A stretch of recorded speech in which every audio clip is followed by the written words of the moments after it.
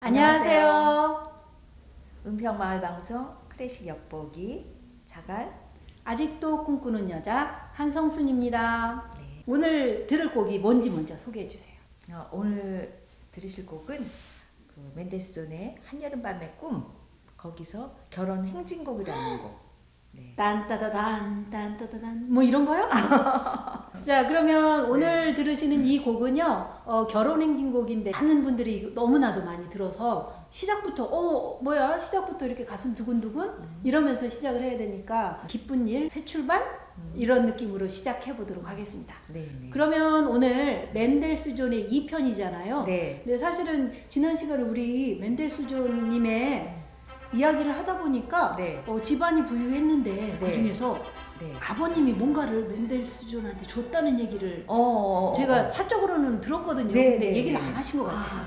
깜빡. 그래가지고 제가 또 짚고 넘어가야 되잖아요. 네네네. 잘 그래서 짚으세요. 다시 한번 네. 소개를 해주시면 좋겠습니다. 진짜 중요한 일이에요. 제가 생각을 했으면서도 네, 이렇게 또 하다 보니까 또 당황도 되고 또 깜빡 까먹기도 하고. 네, 그 멘델스존이 그 부유한 집안에서 태어났고 네, 그 전혀 뭐 어려움이라는 건 없이 네. 그렇게 했는데 그 아버지가 또 그 14살 때 오케스트라 단을 선물을 했대요.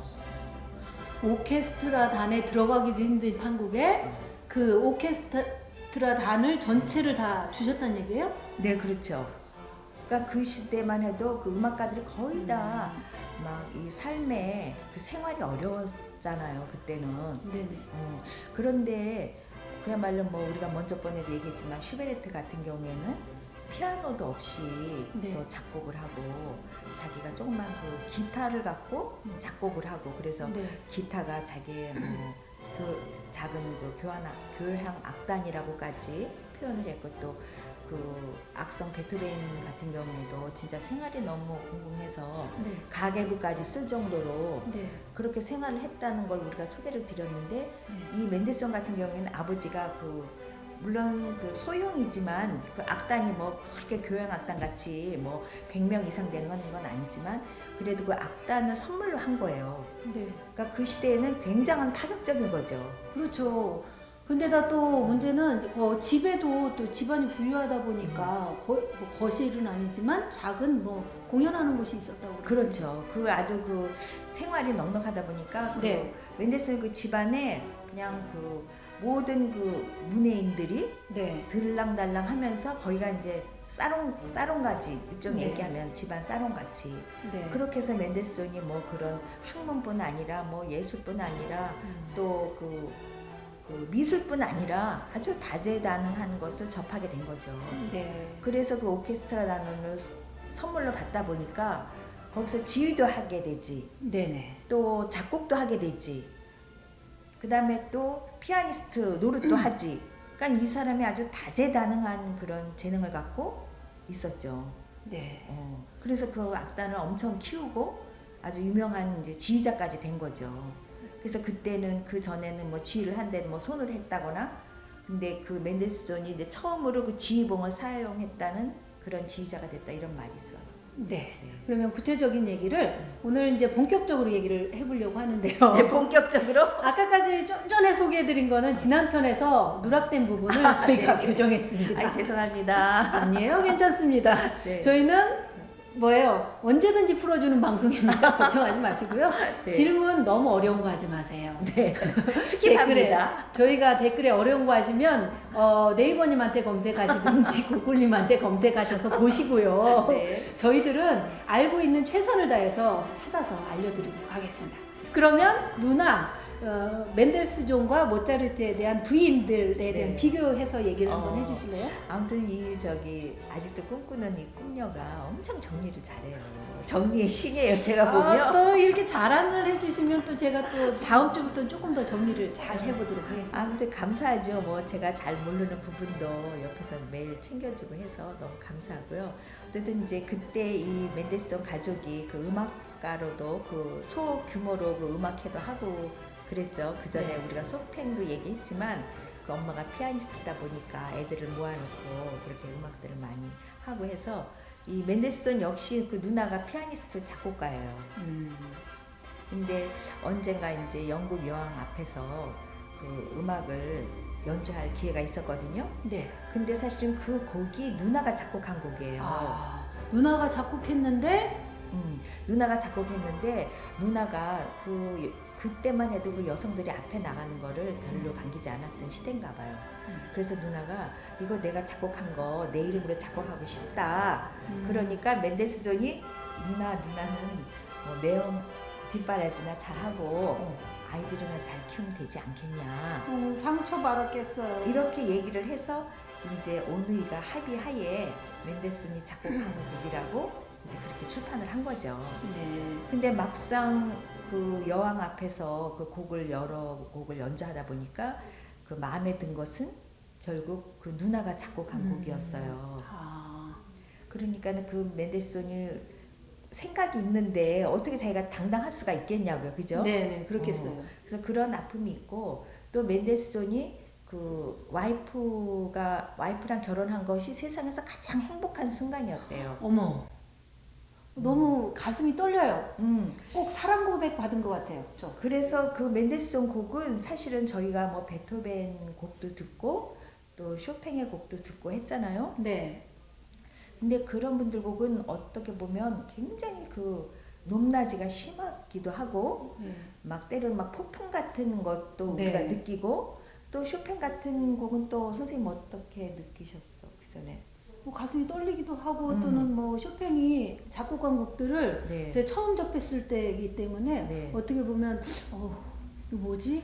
그러면서 제가 그 시절에 보면 그 첫 방송 때였거든요. 네. 그러다 보니까 쇼팽 곡을 들었을 때 제가 여고 시절에 아련하게 들었던 쇼팽의 곡들을 생각을 네. 하면서 옛 추억이었죠. 저한테는 개인적으로. 그렇죠. 그래서 쇼팽의 곡은 또 굉장히 가슴이 쓰라리다고 표현할까요? 네. 그런 곡들이 진짜 많아요. 그 애잔하고 등등. 그런데 이 맨델스존 곡은 이분 곡은 그냥 틀어놓고 있으면 그 어떤 책을 보니까 그 동화 속에 이 상상력을 펼쳐갖고 네. 그냥 편안하고 들으면 아름답고 네. 나비같이 날라다니고 네. 꽃같이 막 피고. 근데 사실 그래요. 이 맨델스존 곡은 네. 이 사람 그 삶 자체가 그렇게 귀공자같이 그렇게 세련되게 그렇게 아름다움을 추구했기 때문에 곡 자체에도 그런 걸 느껴요. 그러니까 저희 여담이긴 한데요. 네. 태교 중에 이런 거 있잖아요. 네. 임신을 하거나 이랬을 때 네. 좋은 것만 보고 네. 좋은 것만 먹고 네. 예쁜 것만 보라 그러잖아요. 네. 그래야 아이가 태교가 잘 된다고 하는데 네. 사실은 또 맨델스존의 가족사나 또 주변 환경들을 봤을 때는 아마도 이렇게 풍요롭고 그랬기 때문에 훨씬 더 이렇게 잘 먹고 잘 케어를 하고 그래서 더 풍부하지 않았나 하는 생각이 잠시 들기도 합니다. 당연하죠. 그러니까는 그 곡에 그 녹아내리는 것도 네. 우리가 그런 것들이 색깔로 말하면 뭐 핑크빛이랄까? 네. 뭐 노란 색깔이랄까? 네. 이제 그런 것들을 이제 우리가 느끼게 되죠.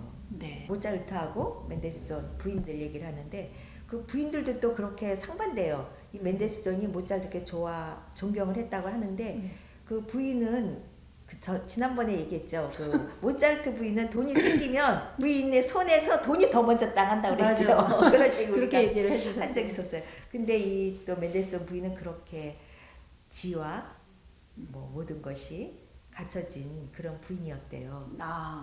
그래갖고도 그 누나하고도 그렇게 잘 지냈대요. 어머, 오누이도 아니고 또 뭐 시누이. 자매도 아닌데 시누이잖아요. 신우하고 올케 사이가 그렇게 잘 지내갖고 쉽지 않은데. 맨델스존은 음악가가 아니었더라도 우리들한테 남기는 거는 그 오누이 관계가 굉장히 행복했다. 그런 거로도 우리한테 귀감이 될 수 있다라는 그런 얘기가 있어요. 네. 그렇겠네요. 그렇게 하면 그런가 하면 그 모차르트는 그 부인하고 그 신우하고 관계가 그렇게 안 좋았대요. 어머. 그래갖고 아버지가 막 반대하고 이렇다고 이제 그런 이야기가 있어요. 네.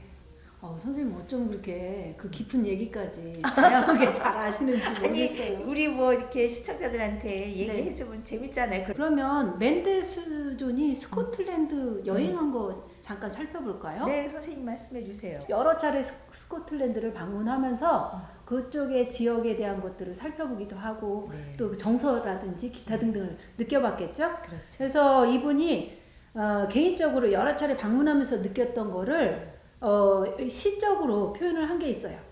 제가 그것을 한번 읽어드리도록 하겠습니다. 네, 네, 들어보죠.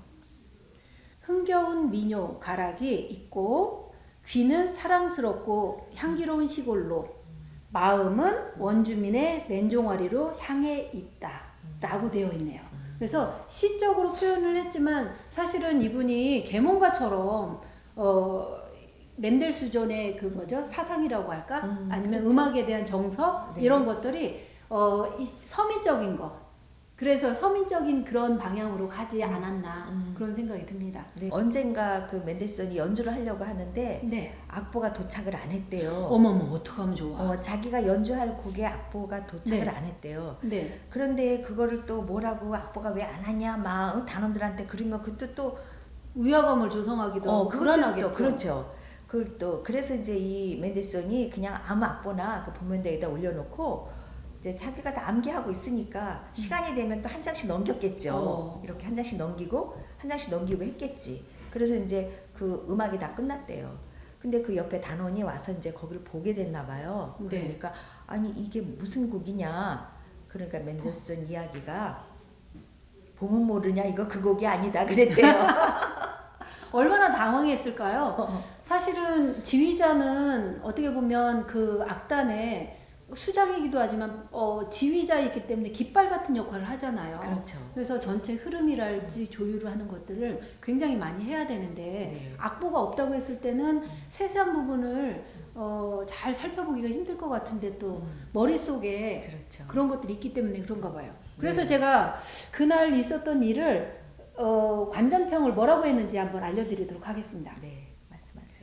그 연주를 했을 때 그걸 보고 나서 그 중요한 분들이 굉장히 많았겠죠. 근데 이제 그 안보를 그 악보가 전혀 다른 악보를 놓고 머릿속에 있는 걸 하나하나 넘기면서 다른 분들하고 똑같은 박자에 맞춰서 이 악보를 넘겼다고 했는데 그 사실을 알고 나서 이 연주한 사실을 보고 최초의 연주자 중에 한 사람으로서 그의 기억력은 천재적이었다. 네, 그렇죠. 라고 표현을 했다고 네, 합니다. 네. 이야. 그 시대만 해도 그 그러니까요. 안보에서 연주하는 그런 연주자는 없었던 것 같아요. 그러니까요. 그러니까 최초라는 말을 붙였겠지요. 그러니까 지금은 우리가 연주 그 자들이 거의 다 안보를 하잖아요. 그렇죠. 또 안 그런 사람들도 있긴 있지만 네. 진짜 뭐 피아노나 바이올린이나 뭐 이런 분들 보면은 협주곡 이렇게 보면은 그냥 안 보고 그냥 두드려요. 사실은 안 보고서 어떤 것들을 한다라는 거 그런 것들은 무단한 노력을 하지 않으면 그렇죠. 정말 부단한 노력을 해서 그렇죠. 마치 이게 내 몸에 있는 것처럼 그럼. 또는 내 옷인가 마냥 음. 그렇게 입혀지지 않은 다음에는 그렇죠. 머릿속에 있는 것만 갖고 충분하게 풍부하게 연주하기가 힘들 것 같아요. 그럼요. 그래서 저도 이렇게 연주자들 그런 걸 보면 네.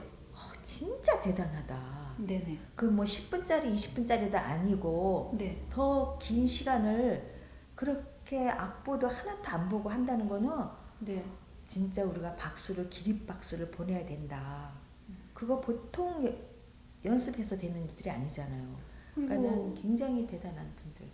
네, 그런 것 같아요. 그리고 맨델스존이라는 분이 그 떨릴 거 아니에요. 악보가 시간 안에 안 들어왔다고 하면 저 같으면 머릿속이 백지장이 됐을 것 같은데 그럼에도 불구하고 머릿속에서 그것을 하나하나 꺼내면서 마치 있는 양 악보가 있으면서 그렇죠. 하는 거 마냥 그렇게 그렇죠. 시츄에이션을 보냈다는 걸 보면 어떻게 보면 주위에 있는 사람들한테 배려를 많이 해주는 거 아닌가 싶은 생각이 그럼요. 드네요. 그런 게 있으니까는 어떤 겸손의 네. 그런 미덕도 있을 것이고 네. 자기 나름대로 그게 다 갖춰졌다고 보죠. 그렇죠. 넉넉한 마음도 있는 거. 그분은 음악뿐 아니라 뭐 다양한 데에서 너무너무 재능이 네. 뛰어났으니까 네. 뭐 다른 사람을 생각하는 것 또한 뛰어나지 않았나 종합적으로 볼 때.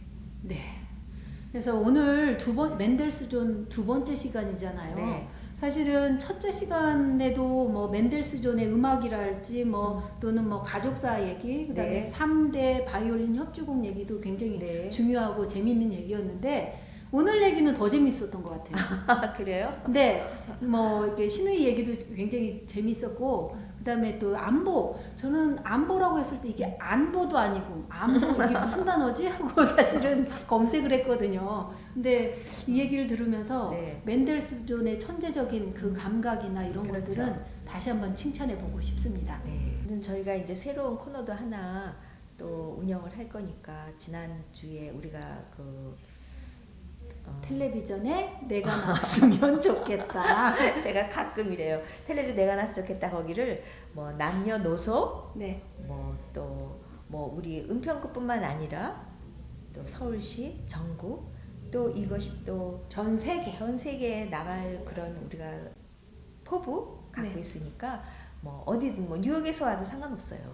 뭐 LA도 좋고 어디서든 자원하는 분들 오셔서 한번 같이 네. 우리 만나면 저희가 또 재미있을 것 같아요. 우리는 재밌는 방송 또 꿈을 이뤄주는 방송. 은평 마을 방송이었습니다. 네, 이상 클래식 엿보기 자갈 아직도 꿈꾸는 여자 한성순이었습니다. 감사합니다.